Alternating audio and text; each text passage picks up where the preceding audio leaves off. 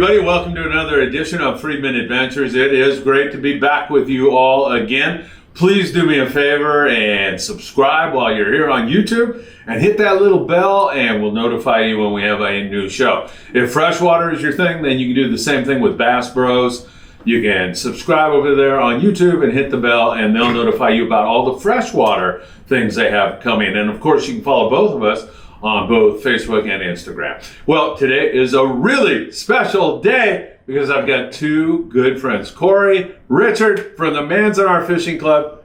Welcome, you guys. It's great to see you. It's good to see you too, Phil. It's been a while, but it's always nice to see you. Richard, it's been way too long. Last time I saw you, we were being arrested in the parking lot in Bishop, California for over limits of trout. Do you remember that? I remember that. Yeah. So what had happened is we went trout fishing. It was a whole Manzanar, and by the way, the Manzanar Fishing Club, we're going to talk all about this wonderful movie that these guys made. But we had three of us, and we had limits for three guys, and one guy ran up to the hotel room because he had to go to the bathroom.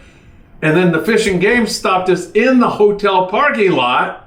And here you and I are with three limits of fish and two guys. I thought we were going to jail.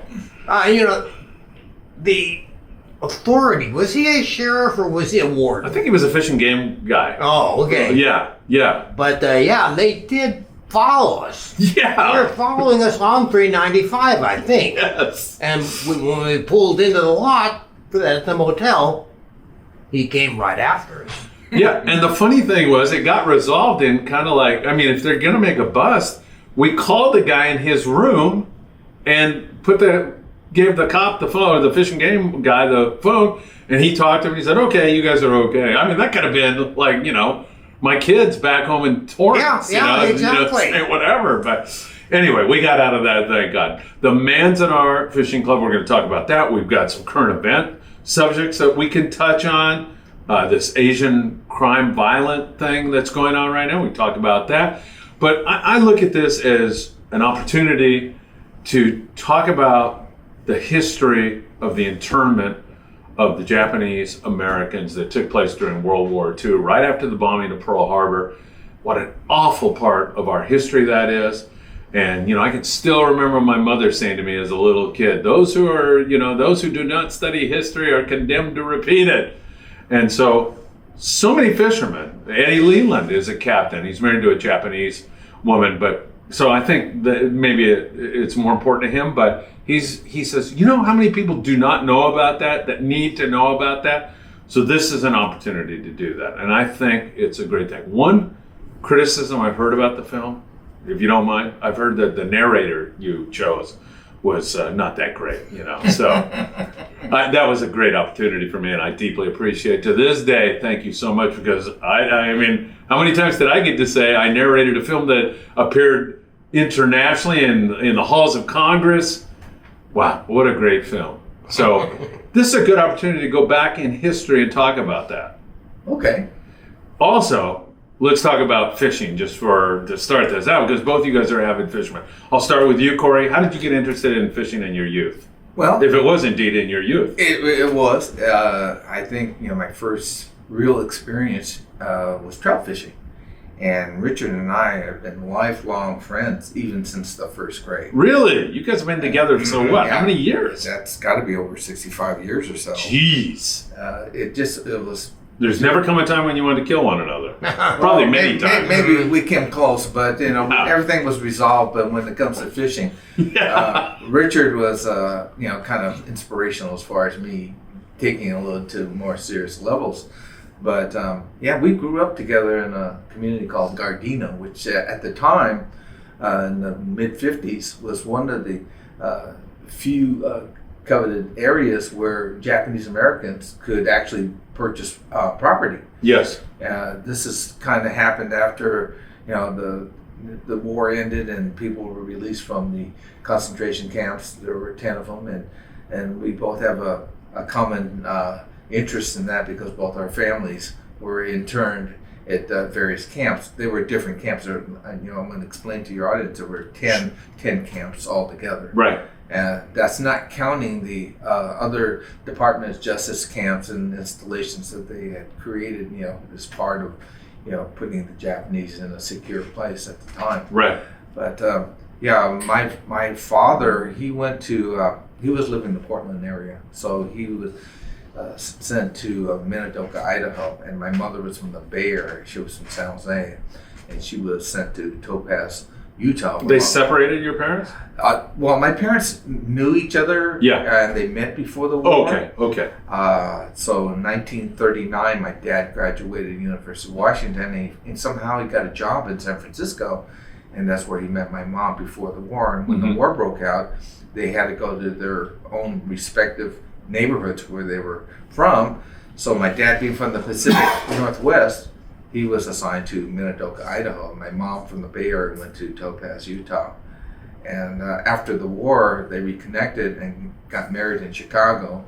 And after about 5 or 6 years, in the mid-50s, early 50s, my dad said, well, it might be safe to go to back to the West Coast. Yeah.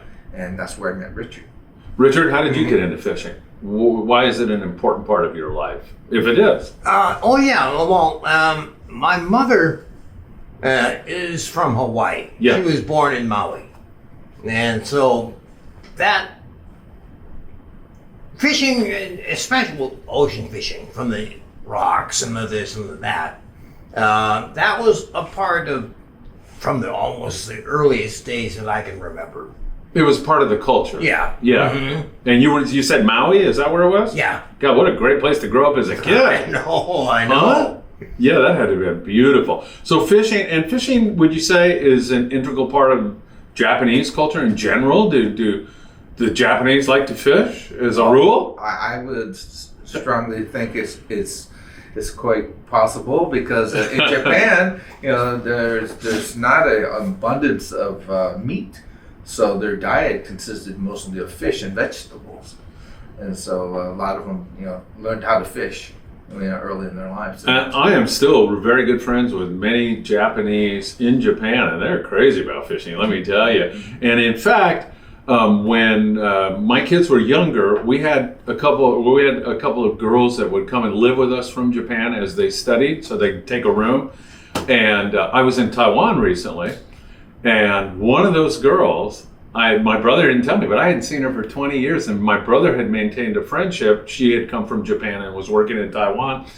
And he goes, we got to go pick up somebody at the train station. And, oh my God, it was Taka, and it was so great to see her. So and when they were here, living with my kids and my wife and I, we'd go fishing all the time. So it's a really important part. So let's talk about, we'll talk about how the film was made in a second. Let's talk about what happened after the bombing of Pearl Harbor, because we're talking about Japanese Americans who were Americans, even during this, kids who were, and when I say kids, anybody under 30, but they went to fight in World War. They would come out of the barbed wire and enlist after seeing what was happening to them and their families. I don't know if I could do that, but they did that. They were Americans, and the bombing of Pearl Harbor takes place, and all of a sudden there's this different atmosphere in this country. You want to talk a little bit about that?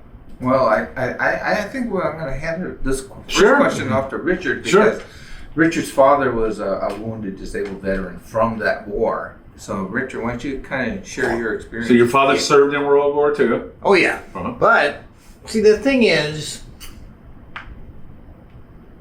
all of the World War II intensity and whatnot was actually part of a pattern that went way back. 100 years at least. Yes. At least to the gold rush. Because, there weren't that many Orientals in the continental United States prior to the California gold rush, the 1840s. It was just the isolated traveler or this or that, the deckhand on another, ship from the Orient. Yes. So the whole, it was a different version of what blacks encountered in the Jim Crow era. Okay. Not being able to own property, not I think I saw somewhere where in the early 1850s in California, they passed a law where Chinese couldn't testify against white people in court cases. Yes. It was that much of a Confederacy type of mentality. It was this distrust of immigrants, people that were different, people that worshipped a different god. Maybe it was just the Oriental, so to speak. Yeah. Is a non-white, non-Christian minority. Yes. Yeah, I mean, it's funny because in China, some people would come to me and say, who is that guy? He's got like long hair and a beard, and you guys think he's God? And I go, oh, Jesus? And they go, yeah. It's funny to hear that, coming from this culture. But yeah, I know what you're saying. So most people say, you don't know who Jesus is? They don't understand that. Yeah, there's other people in the world who don't have the same beliefs as we do. Mm-hmm. Yeah. And so, we, by those standards, we were the only minority outside of the indigenous people themselves. Yes. Because black people were still Christian. Jewish people were still white. There's all of these partial ways that you stood out. Yeah. Except for Orientals. We and the Indians were both non-white and non-Christian. And you use the word Orientals just so everybody knows that's what it was used in those days. Yeah, it's a pejorative now. Yeah. Right? Yeah. So, I just... Because I think in speaking of things like this, the term Asian, to my mind, is not very accurate. I mean, Asia is a large place. Yeah, it exactly. includes India, the entire Middle East, yeah, exactly. Israel, Turkey, as well as, heading down south towards Australia and up north towards the Russian areas. So as a description, to me, it doesn't quite, it's not specific accurate. enough. Yeah. Mm-hmm. And so when I say Oriental, I mean just like essentially the East Asian and maybe the Pacific Islanders and such. Yes. In that respect, because I don't think, even though there is discrimination against Caucasian, Middle Eastern Muslims, it's not, I guess, in the same context that we're discussing things now. Okay. Yeah. So going back to that time, your father was a World War II veteran. Pearl Harbor gets bombed. What happens here in this country? Okay, well, let me ask it this way. Were things going swimmingly along for the Japanese Americans before that? It sounds like there was still some problems. But I mean, they had businesses, right? And they had homes and families and... To a degree. Okay. Because Japanese non-citizens couldn't own land. Okay. That's why the Nisei, the children of the immigrants, land was often put in their name. Got you. Because they were citizens. Yeah. Yeah. And in various states in the Union, the same laws against racially mixed marriages Yes. was still Enforced. Yeah. And I think even the prohibition against Japanese immigration, which essentially became law in, I think, 1924. It was a law against the immigration of those who could not become naturalized citizens. And there was another law that, specifically forbade Oriental people from becoming naturalized. So that was in the essential ban that cut off Japanese immigration. until, I think, from 1924 to about 1965. The bans on the Muslims that are proposed now, and et cetera, et cetera. Yes. Yeah, well, we lived through that for 40 years. Right. So the Pearl Harbor gets bombed. The atmosphere in this country changes. It just intensified from what it already was. Okay, yeah. Because again, Japanese, even in Torrance, could not go to white schools. During that time. Yeah. So they had to go to all Japanese schools. Yeah. So again, it was a matter of degree. It did get more intense. Yeah, mainly because, well, somebody to take it out on is right down the street. Yeah, exactly. Somebody to blame or somebody Yeah. Yeah. All right. And then FDR, it was an executive order, right? Yeah. It was an EO that. Yep. And just all of a sudden, you had a business, you had a home, you had. How much time did you get to prepare to go to the internment camps? In some cases, it was 2 weeks. Oh my God. In the case of my parents, my father's family, it took almost a year. They tried moving inland, and back in those days as well, a lot of the farm workers were Japanese and Filipinos, where it's now. It's mostly Mexican now, or Yeah. Before it wasn't, huh? It was the Japanese and the Okies and the Filipinos. And there's still Chicanos and Mexicans working. Yes. But not in the overwhelming preponderance that it is today. Right. That's from the Proceros and other programs that shifted it over after the Japanese got swept away. Yeah. I think places like Guadalupe and all that in Central California, out by Santa Maria, San Luis Obispo, that sort of thing. Guadalupe was one of the largest farm worker towns in the state. And that was a big Japanese center. Yeah. And Nipomo, which is also out there, out by Pismo. Right. And there was the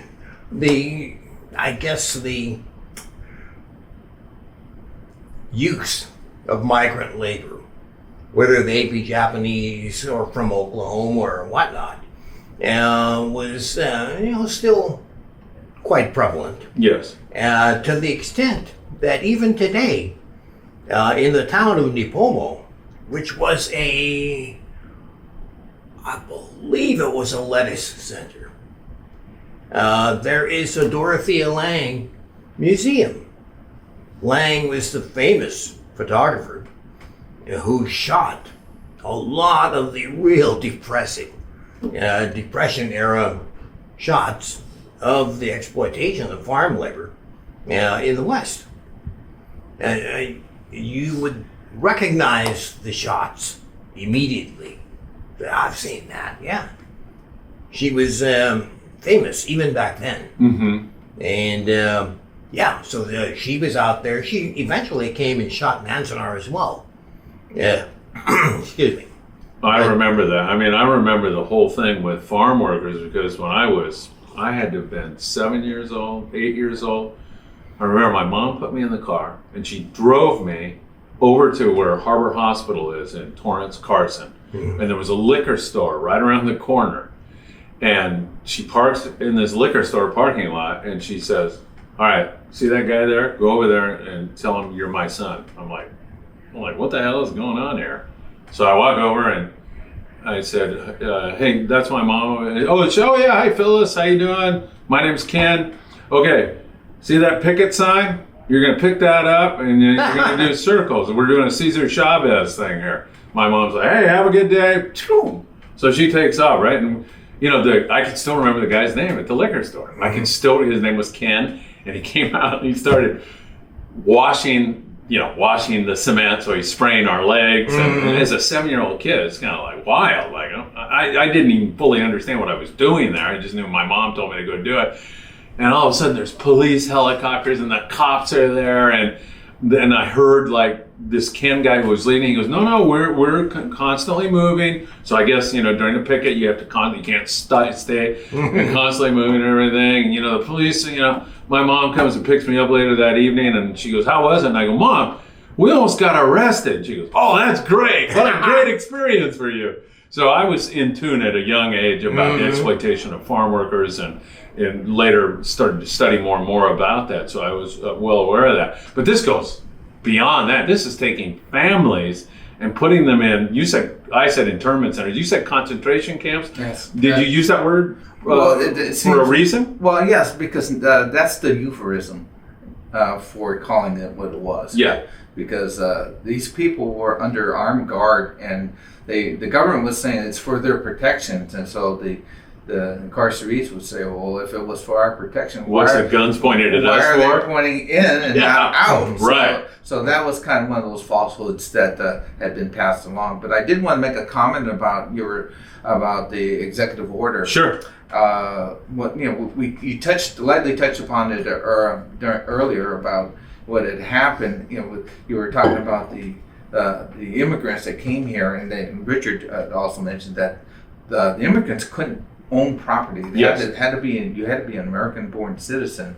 So a lot of the second generation, called Nisei, would purchase land where they could, and a lot of it was underdeveloped. So they actually, like the farmlands were, they irrigated and made it fertile, and they became very prosperous as farmers. Right.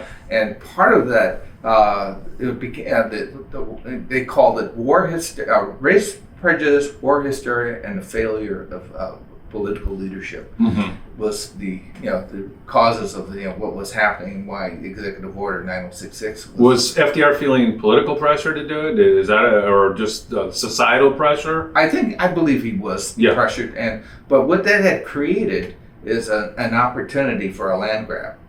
And a lot of the fertile areas that were created by these immigrants and their families, very prosperous farmland now, and this was a perfect opportunity for people to pay pennies on the dollar to acquire prime real estate, like in Palos Verdes and the South Bay and all that. Wow! So it created an opportunity that the Japanese couldn't defend themselves from. It was just a great way of losing their property with under the auspices of it's for the government, it's for the country, it's protection of everybody. Blah blah blah. Exactly. Right. So what amazes me the most about the Japanese Americans and their families, that how they had that endurance. They overcame this. I don't know how they did it. And here's the other thing I don't get, really, correct me if I'm wrong. I think there was 120,000, more or less. Yes. I don't understand how. I mean, they went peaceably to these centers, right? More or less, yeah. I mean, I would, if that were me and my family, I think I would be fighting. But I get that they must have felt that the odds were insurmountable, right? Everybody hated them. Everybody was demonizing them. I'm sure there was all kinds of cartoons and horrible demonization. I know there was, actually. Dr. Seuss. Yeah. So what about that? I mean, they did go peacefully. Most did they? Or again, by and large. Yeah. There had to be the occasional guy who said, "This is an injustice. I'm not putting up with this." The thing is, again, goes back to we're non-white, non-Christians. Where are we going to hide? Fight back and resist? Well, the laws are against us anyway. Right. So they're going to. Yeah. Was their mindset? If you think back to your parents and you think back, was their mindset, this is just something we're going to have to do, it'll pass, at some point we'll be able to go back home and everything will be okay? Or was it just, we don't have any choice there? They understood in some part of their being that this was part of a much more established, longer standing pattern. Yeah. That it had happened before. And, the Chinese were lynched in the 1840s, Right. and 1850s. The Japanese, this was happening. The Filipinos. Now, one of the core groups in Cesar Chavez's earliest union were the Filipino workers from Stockton. Right. They were, a majority of the farm workers there and exploited. And just so this kind of thing was constantly happening.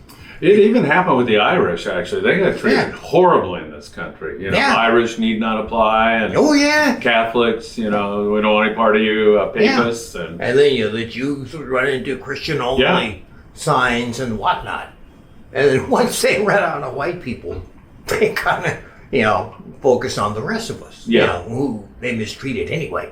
See, blacks, sadly, with us and with, say, Latins, with Muslims, etc., it's periodically, almost as if we have to take turns. yeah. Japanese cars, and Chinese COVID, Latino this, Muslim that, on and on and on. It kind of shifts. With black people, sadly, it stays the same. It's always bad. But I think there is some part of our ancestors who understood that. Because they understood it also at the mistreatment or the contempt like Commodore Perry, who opened Japan, with a fleet of warships. So there's always that contempt as part of the relationship. Now, it was not universal. Many decent people as well. But the contempt was always there, especially from the authorities. Yes. So what was life like in the camps? What was it like? Was it terrible? Was it okay? I mean, little kids probably, they just got used to it, right? Well, Kids are, but mom and dad are probably really stressed out. And it wasn't until I started researching this that I really found the understanding of what camp life was. Yeah. Because so many of my generation, they never knew about it. Their parents never discussed it with them. too painful? It could be. It could be a variety of things. Yeah. In the research that I've conducted, and then in sampling, various people's opinion and points of view, and what evolved from the camp. In my case, my parents never talked about it, and I was never really fully got an explanation that I could fully understand as valid. And I only learned about this in college, taking the history class, Mm-hmm. and I was appalled, and I confronted my dad. Is this true? Did they round you guys up and put you in a concentration camp? And he said, yes. Well, why did you never just have this conversation with me? And he just kind of dismissed it as something he didn't want to talk about. But it was kind of a strange thing, and I'm not the only one. There were many of people of my generation, the third generation, that didn't know about it. So that kind of piqued my interest, trying to find out more about it. Yes. And eventually, that kind of inspired me to become a filmmaker. Yes. I wanted to tell that story of incarceration that my parents never did. Is that what led you to be Exactly. a filmmaker? So in the long, Right. that was your goal. My long-term goal was to become a filmmaker and to make a documentary or a film that would kind of illustrate those things that were never pointed out in detail. And you two guys, I mean, you got this great writer over here. Is a terrific writer. Terrific writer. And then you, with your capabilities, you started to focus on the Manzanar Fishing Club, right? And why fishing club? I mean, people that are saying, like, we're talking about this terrible part of American history and these concentration camps. Well, how on earth does fishing have anything to do with it? As we look at the cover there. Well, in 2004, I mean, Manzanar had been recognized as first a state historic site, and then it became a national historic site, and then it became part of the National Park Service, And when it became part of the National Park Service, they created an interpretive center in 2004, which happened to be the only remaining physical structure that was on the site. And this was this huge building that originally was an auditorium built by the incarcerees. And after the war concluded, the government pretty much made all the indications that there was a concentration camp. They got rid of it, and they got rid of all the barracks, but the only building they didn't demolish or get rid of was this large building that was the auditorium. And for decades it remained dormant, and the California Department of Transportation used it to store their vehicles. But in 2004 it was converted to, they opened up that as the interpretive center. And that was the year that I was up there in the Sierras. I was working as a fishing guide and working out of Crawley. Oh, wow. I have acquired this really fascination and interest of trout fishing. I really became very interested in trout fishing. And they had this museum that opened up in 2004. And in the museum, they had a display of photographs taken by one of the photographers who's known as Toyo Miyatake, was a portrait photographer in downtown Little Tokyo, who was sent to Manzanar, and he had an opportunity to take a picture of one of his neighbors, named is Ishikawa, and he was holding a stringer of golden trout, and I saw that photograph. Exactly. Yeah. He's on the cover of the DVD. Yeah. And from that one photograph, it just piqued my interest. So how in the heck did this guy, for number one, go fishing? Right. And then number two, was he able to get golden trout? Because they're not anywhere close to where Manzanar is. They're in much higher elevations. And, I think Manzanar is somewhere around 4,100 feet elevation. Right. But as we know, golden trout are very elusive, and they're in the much higher elevations above 8,000 feet. So this guy had to go someplace in very remote areas, and he did it by himself. Incredible. Yeah, and he went by himself, and he came back to camp with golden trout. How did he get out? Were the guards in on it, or did he sneak out, or? Well, we believe that he snuck out, Uh-huh. because in the beginning, security was very high in the first 18 months of the camp's existence, where they still had armed guards in the towers, and the searchlights were still working at night. And so probably under the cloak of darkness, he snuck out, and he went out and found where these trout were. And apparently, he must have had some fishing experience, because, as you know, that trout fishing is something you need to be prepared with certain, amounts of gear. In the beginning, these guys were sneaking out, and they were just, fashioning poles out of willow branches and Wow. and string and things like that. What did they fashion a hook out of? Well, we found out they actually bent pins and needles to make their first hooks. Later on, they were able to acquire fishing gear through the Sears and Roebuck catalog. Oh, wow. Oh, and that was permitted? That was okay? Yeah, that was Yeah. permitted at a certain point, and for the incarcerees to get things that they weren't able to buy at the store that was in the camp, the camp store. So the catalogs is much like what we consider as what Amazon had. Yeah, exactly. So. And did they go fishing because they wanted to eat fish, or they wanted to taste freedom, or to break the monotony of being in there, or all of the above, or what? Yeah, essentially all of the above. But it was kind of a brief taste of freedom, wasn't it? Right. Mm-hmm. Yeah. And they that got went out a long way, I would think, right? Yeah. For your mental well-being, Yeah. right? Mm-hmm. Yeah, so they would say, would they bring the fish back and cook it? Yeah. And nobody the guards, did they ever say, where the hell did you get that fresh fish? They would confiscate it. Oh, they would? If they caught you. And, once you got into the camp, you could cook it.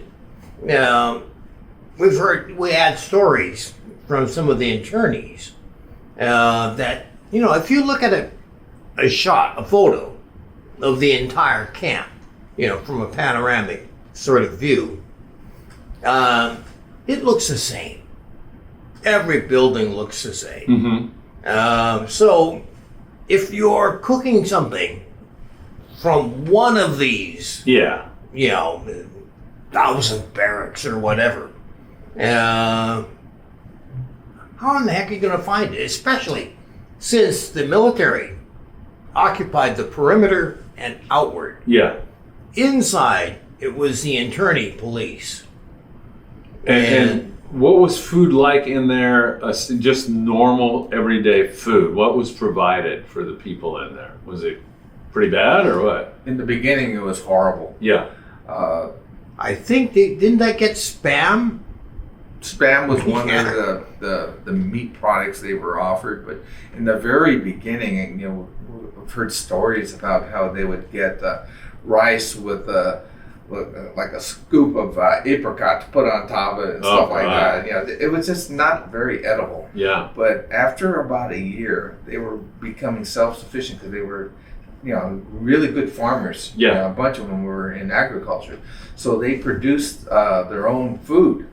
They had a chicken ranch, they had a hog farm. Really? They grew their within own, within the areas adjacent to the camp. Uh-huh. And they were able to grow, a whole a bountiful different varieties of vegetables. In fact, they were so good and productive as farmers that they had bumper crops, and they would sell it or share it with the other camps. So even the local people in the surrounding communities, like in Lone Pine and Independence, benefited from this fresh produce that was coming out of Manzanar. Wow, that is amazing. So, was there also any? Were they allowed to worship? Did they have schools within the camps? Oh yeah. Yeah. Mm-hmm. Tell me about that a little bit. Well, they had a high school, I think a junior high school, and at least one elementary school. And how did they get materials, books, and that kind of thing? A lot of them were donated Uh-huh. by the Quakers and people like that. Various others who They were recruited concerned about teachers it. from UCLA. There was a music teacher named Frizzell, Uh-huh. who was a prominent music teacher from UCLA. He came to teach music, and so there's a variety of stories about how they, people would, learn how to play music, write music, and whatnot. And there's a famous singer called the Songbird of Manzanar. What was her name? Escapes me right now. Mary Nomura? Mary Nomura was one of the Kageyama. Yeah. whose brother was one of the early people who used to sneak out to go fishing. Oh, wow. And he also worked on this project called Guayuli, which was the research and development of creating rubber from a desert scrub plant called Guayuli that was kind of indigenous to, the southern parts of Mexico and whatnot in the desert areas. And they created a way to make rubber from this plant. So that was a research project. That's another untold story about Manzanar. For the war effort, they were creating a way to make rubber because there was such a shortage of rubber. Wow, that is amazing. So it started with the one guy going fishing, and then I'm thinking to myself, maybe some of the wives were like, hey, this rice and apricots isn't cutting it. Why don't you go out and catch some fish? And more guys started to go, huh? Right. But it was kind of a secretive kind of adventure for these guys, because just like today, or fishermen don't like to tell where their favorite fishing holes are. Yeah, right. So they did it secretively. They went out in very small groups. But towards the end of the war, there was a lot more freedom. The guards would take a blind eye to you leaving the camp. Oh, okay. Well, I mean, at some point, the guards, it had to dawn on them, like, these people are not creating any trouble for us. They're no threat. This is like, they must have started to think, this is beyond an injustice. This is, ridiculous. Mm-hmm. These people are good people. But it didn't start out that way. No, I'm sure it didn't. In the first year, there was a riot in which 2 guys were shot and killed. And they were actually retreating and not advancing on the troops. They just were fired upon, and while they were retreating, they were killed. What do you mean a riot? What happened? Well, what had happened was they were missing food. Was disappearing instead of making it to the mess halls and to the kitchens. Some of the administration, or even I don't know exactly, but it was disappearing. They were taking the meat and the sugar, and the incarcerates found out about it and they started protesting it. Yeah. And it just so happened to be on December 6th. So it was touted as the Pearl Harbor riot, but it had nothing to do with Pearl Harbor. So they tried to I see, paint them with that. Yeah, but they had a demonstration. Yeah. And then it turned into a riot. But it's not the kind of riot that was like it was an insurrection. They were trying to hurt, the military police. The military police just kind of randomly shot in the crowd, and it just started this big commotion, and people were running, for their lives, and ended up. How many people were injured, Richard? About 14 or so. Around a dozen or so. Around a dozen or so, but 2 actually, were killed. What year was this? It was in 1942. Okay. It was the very first year of the camp's life. Yeah.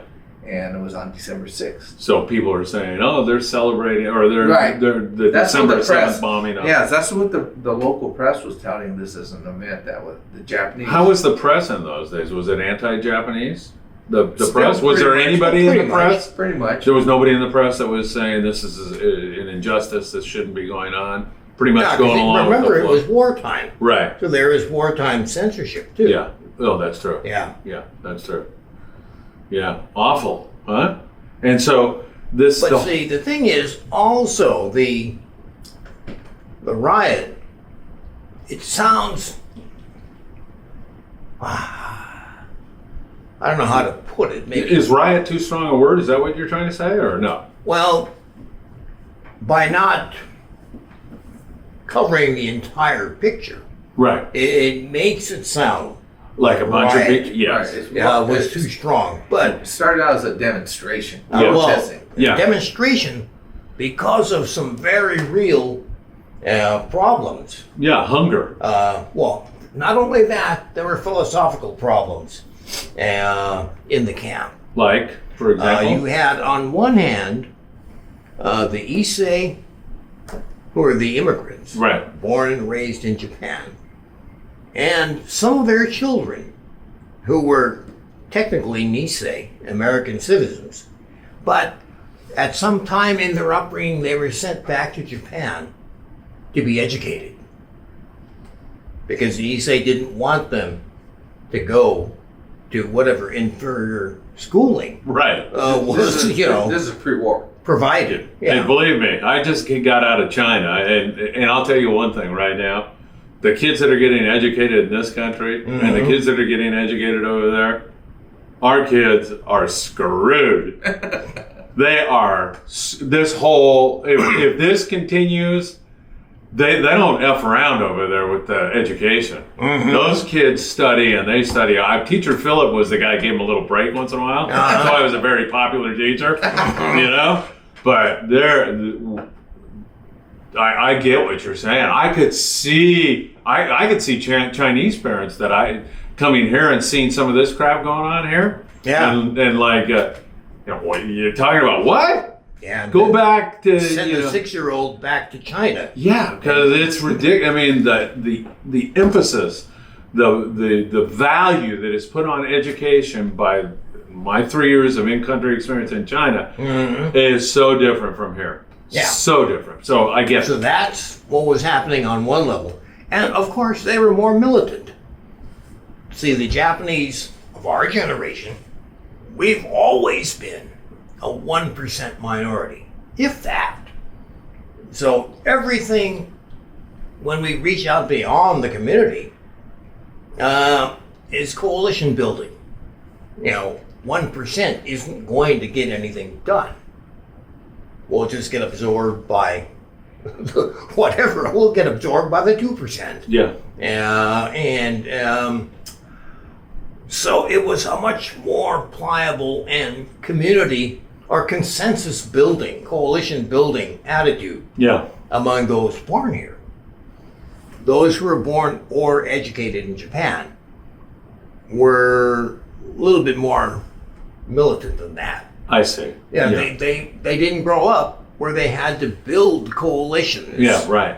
You know, they're listened to. I gotcha. And, you know, to the point where they chose to enter the war. Yeah. And there was clashing. There were organizations of American-born who would advocate go to the camps as your patriotic duty. Mm-hmm. The ones who were born in Japan, that didn't necessarily wash. Yeah. And they were forced to go anyway. Yeah. But they went with less. less enthusiasm. Yeah. And that friction kept growing over the first year or so. Yeah. Yeah. And there was an incident where a leader of the accommodating wing, a masked gang, beat the crap out of him. They just pulled him out of his barracks and just beat the shit out of him. Uh-huh. One of the ringleaders, supposedly, was a kibe, a kitchen worker who was, militant. Now, whether or not he was actually involved, who knows? Was he picked just because he was an unknown agitator? Or was he picked, and to be made example of, and did he truly at least be suspected of being involved in it? Yes. So he was arrested. And then some of his supporters started demonstrating. The camp got nervous and sent him to the county jail, I believe in Lone Pine, which was the county seat at the time.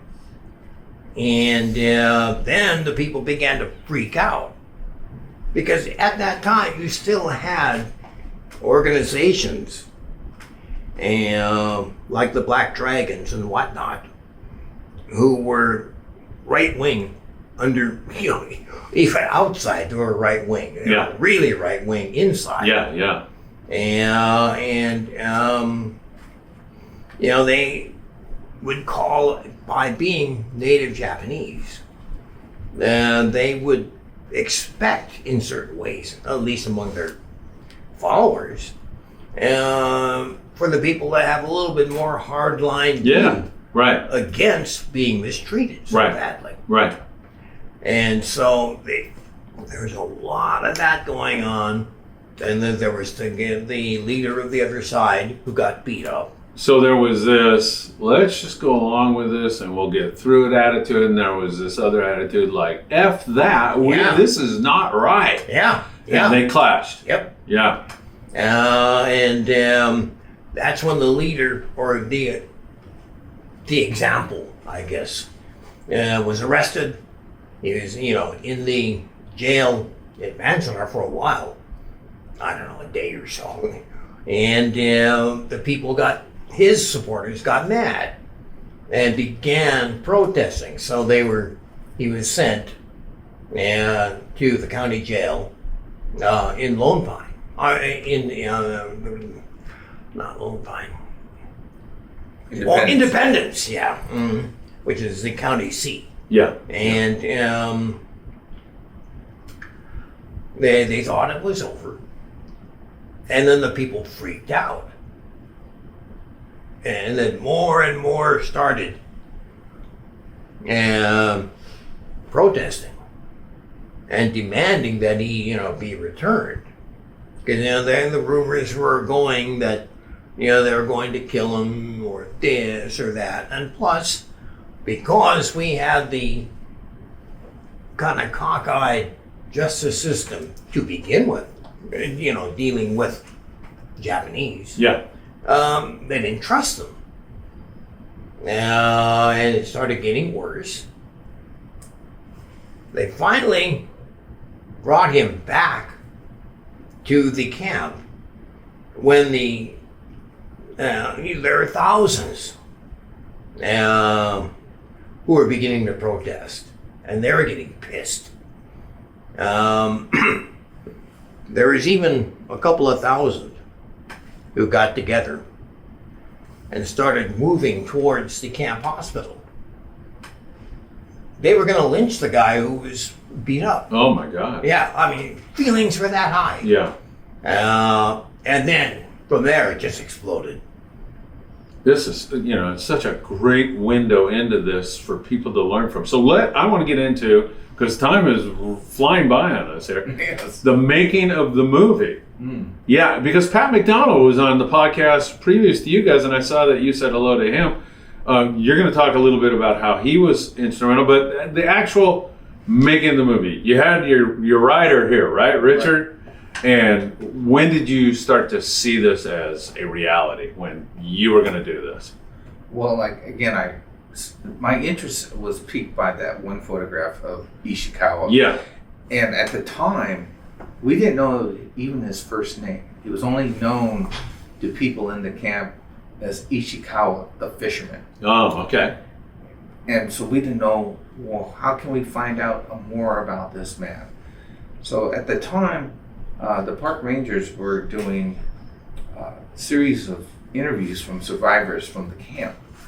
And I met one of the park rangers and I told him, I'm interested in finding out more about trout fishing because of this man. I says, is there any record of others besides him and that only photograph? He says, no, this is the only information we have that anybody indeed went fishing. If it wasn't for the photograph, I would never even know about it. Wow. And again, because I have such a interest and enthusiasm about trout fishing in the Eastern Sierras, I started questioning this park ranger. He says, well, we interview people on a regular basis, and if you want, I will ask these people if they had any stories that they could tell.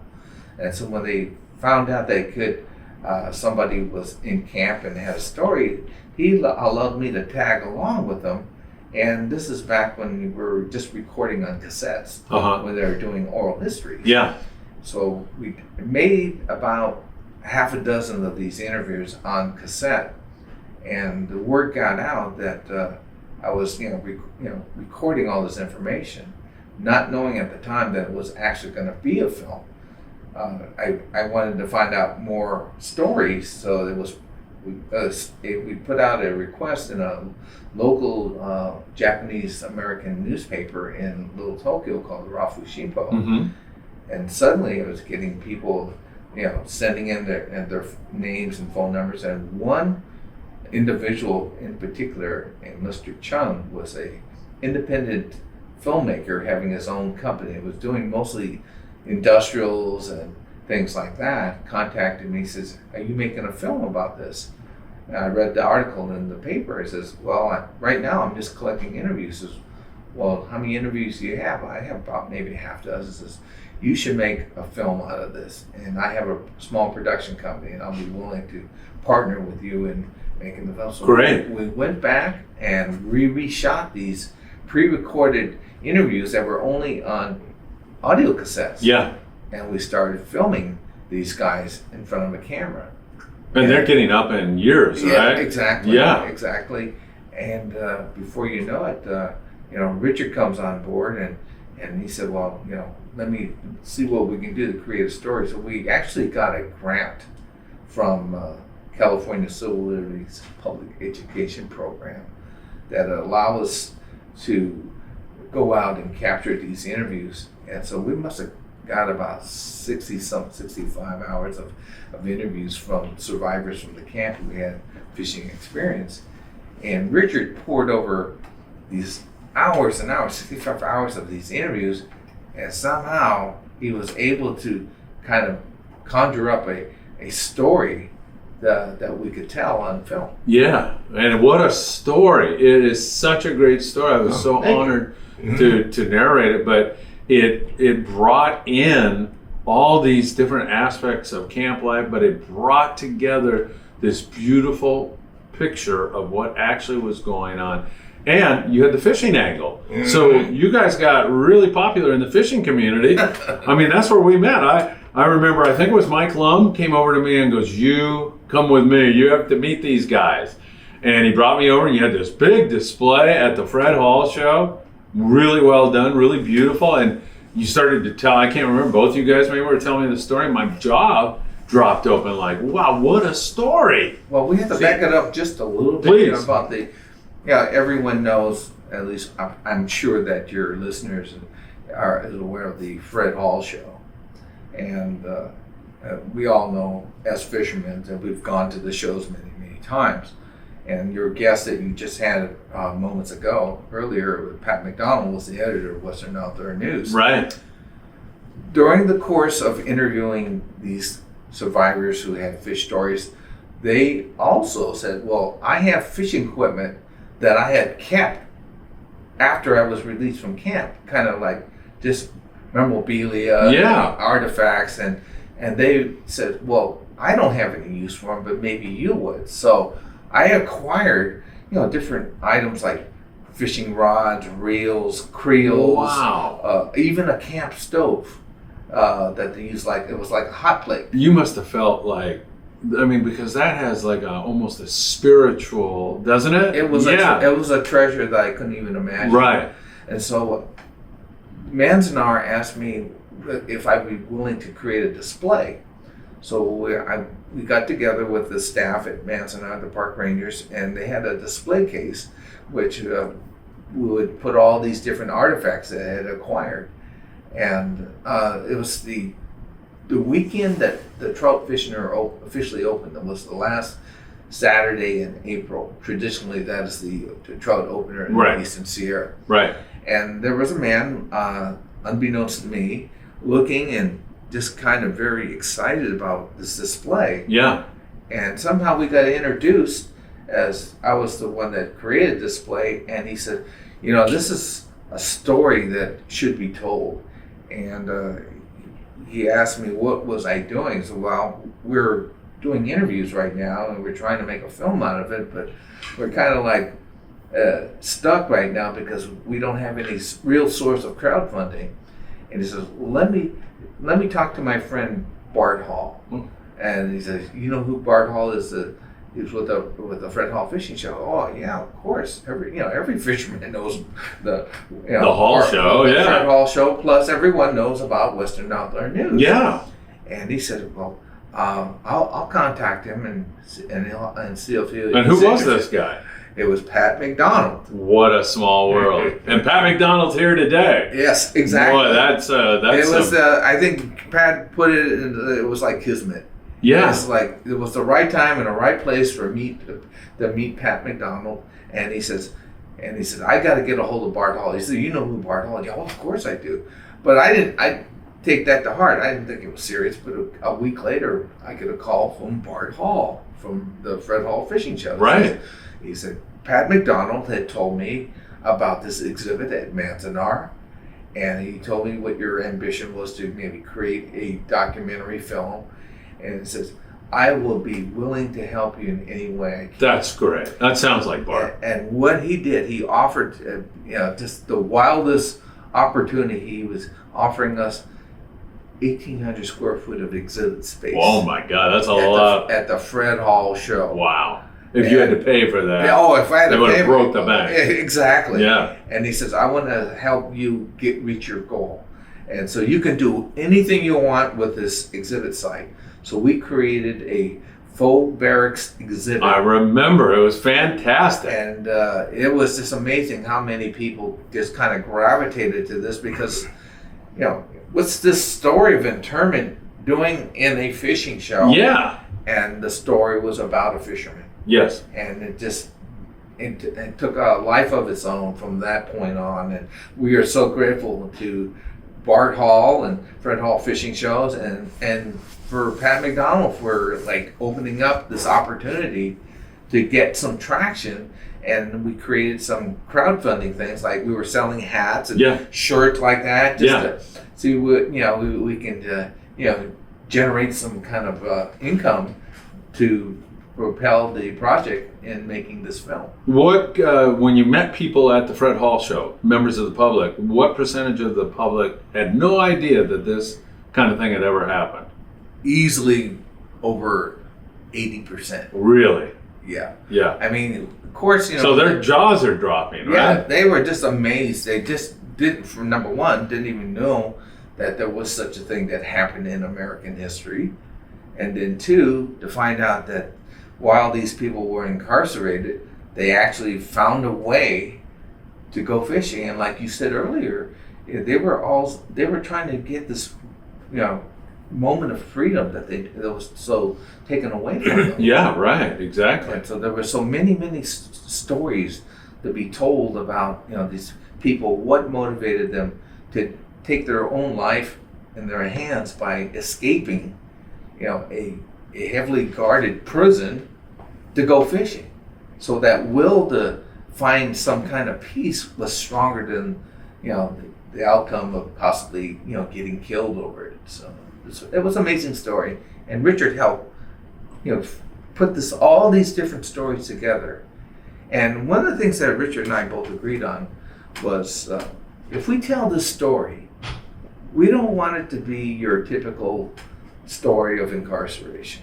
So Richard found a way to tell the facts, but not like in your face. Yeah. About what had happened. I need to use your facility. Please do. Go right ahead. But while I'm there, Yes. one point is that right there, we are at a point where we went from just a small time community project to The big time. statewide, national big time. And did you guys, I don't know if you got to run to the bathroom, Yeah. but before you go, did you guys look at each other at this point and go, this might happen?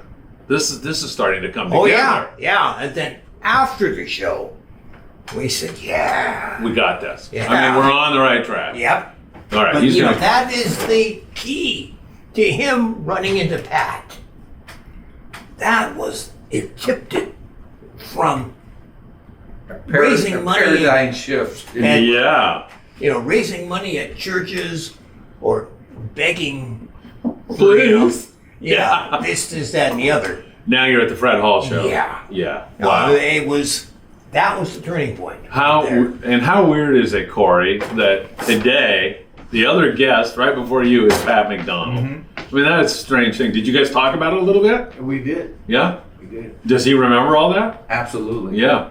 He was such a strong influence in helping us advance what was an idea to introducing us to a man like Bart Hall. Right.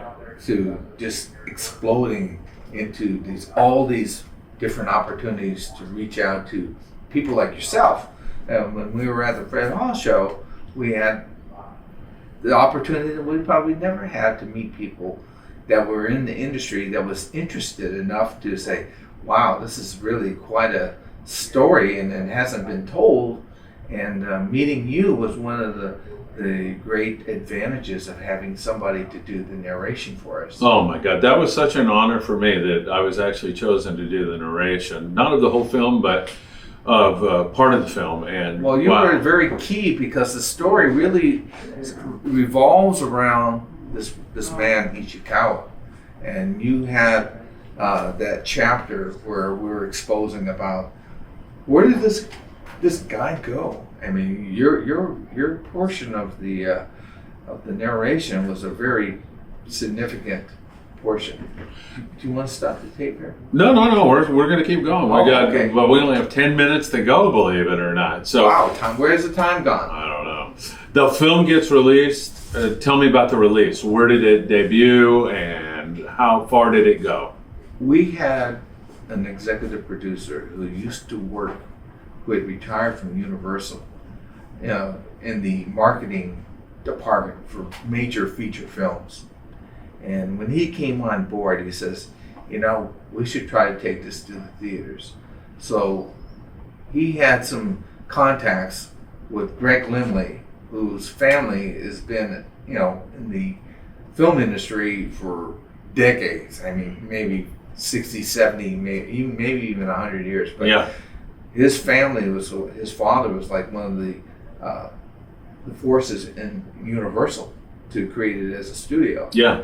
Well, his son started operating these theaters, and most of them were kind of like art theaters and whatnot, revival theaters. But he also had newly released documentaries, and so our friend Alan Sutton, who was the executive producer, through his connections, was able to get this film shown at one of the Laemmle theaters in Santa Monica. Yep. And since nobody really knew what the subject matter was about, we four-walled it, meaning we paid for the rental of the theater to show it. Yes. And it just incredibly, people started flocking to this theater to see this movie. They had heard about it, but now it's being released in a limited theatrical release. And Greg Laemmle was so amazed as how the attendance of this particular film, a documentary about incarceration, who knew? Right. Who knew that people would actually pay money to see this? Right. And that kind of just, exploded into other theaters to open up. First in Southern California through the Laemmle chain. It showed in Pasadena, North Hollywood, Claremont, Beverly Hills, and then eventually started making rounds in different areas of California, and then Washington and Hawaii, and it also had. We got invited to have a congressional screening on Capitol Hill. God, that's awesome. So that was one of the proudest moments for us is to have this film shown in front of a congressional screening. So The Lost Fisherman. Mm-hmm. What is that all about? Because we're starting to get low on time, and I want to cover that because there's some recent, there's a recent discovery that opens the door to The Lost Fisherman. What is that all about? Well, there was one death associated with the Manzanar Fishing Club, and it was this man named Giichi Matsumura. And it was towards the end of the war. This is after Japan had surrendered. So there was a group of fishermen who wanted to make that one last trek over the mountain to go fishing, where they found trout that they were seemingly thinking they were golden trout, but it turned out to be an even rarer species of trout called the Colorado River cutthroat trout. Wow. Which happens to be the state fish for Colorado. Uh-huh. So these group of fishermen wanted to make that last trip up there. And one of the guys that wanted to join them was this guy named Giichi Matsumura. Now, Giichi Matsumura perhaps was the most fit person to make this very arduous climb to... Medical issues or overweight or what? Well, both? the leader of the group felt that would be way too difficult for him to do. And he was so persistent, the leader relented, said, okay, you can join us. One of the things, besides being a fisherman, he was an artist. He was a painter. And when they got to the area where they were going to fish, he decided that he wanted to paint instead of fish. So this is so beautiful, I'm going to capture this. So they separated. He went to go paint, and the rest of the guys went to go fish. But suddenly there was a freak snowstorm, a blizzard that hit. And the main fishing group took refuge in a cave. A talus cave that was up there by the three lakes where they were fishing. Right. But the fisherman painter got disoriented and never came back to rejoin the fishermen. So they waited until after the storm was over, and he didn't show up. They searched the nearby areas where they had left him, and they couldn't find him. So they assumed that he just went back to camp. So when they went back to camp, Giichi Matsumura had not returned. And so they created search parties to look for him. And 3 times they were unsuccessful, but they did find his sweater. Oh, okay. And brought it back down the mountain. And his wife says, yeah, that's my husband's sweater. But he had remained lost for over a month until 2 hikers from Independence were up in that area. When was this? This is about 2 months after his disappearance. Okay. And they were hiking up there, and they were, being up in that high elevation, they were above the tree line, and they noticed this stick protruding from the rocks, and it turns out to be a fishing pole, fashioned from a stick. Yeah. And next to it was the decaying remains of this lost fisherman. Oh my God. Imamura. So they weren't unable to bring the body back down, so they sent a burial party and they created a cairn and put a Japanese prayer on the graveside. And that body had remained up there for over 70 years, 75 years perhaps.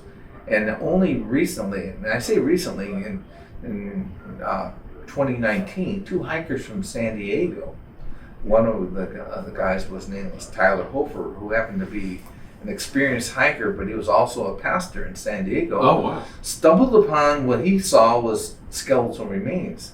And he had no idea how this body or the remains were there. Yeah. But Richard and I both knew that was he had discovered rediscovered the remains of the lost fisherman. Yes. So he contacted the authorities, the county sheriff of Inyo County, and they said, we found these bones.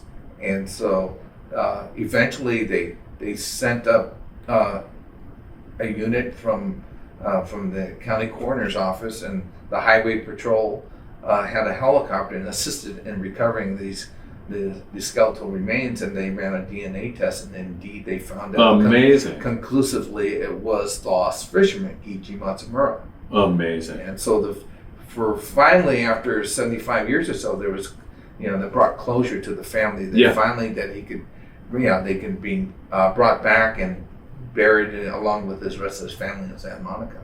All right, well, since we are starting to get so low on time, I want to ask you, what is one of the most, I'll ask you both separately, what is one of the most important messages about this film for people today?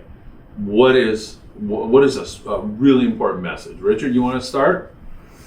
Yeah, I'd say that, well, given what the situation is, and historically has been, one thing we can see is that if you maintain a positive attitude, if you maintain perseverance, things can get better. Things will get better. And God, that is an important message. Yeah, that's the message of our country, I think. And we just can't forget it. Yeah, just to ask you a question about that, because there might be some people out there listening who are like, yeah, but these guys are not real high on the United States of America. They're talking about this racism and blah, blah, blah, blah, blah, blah, blah, blah, blah, which, a lot of this are historical facts.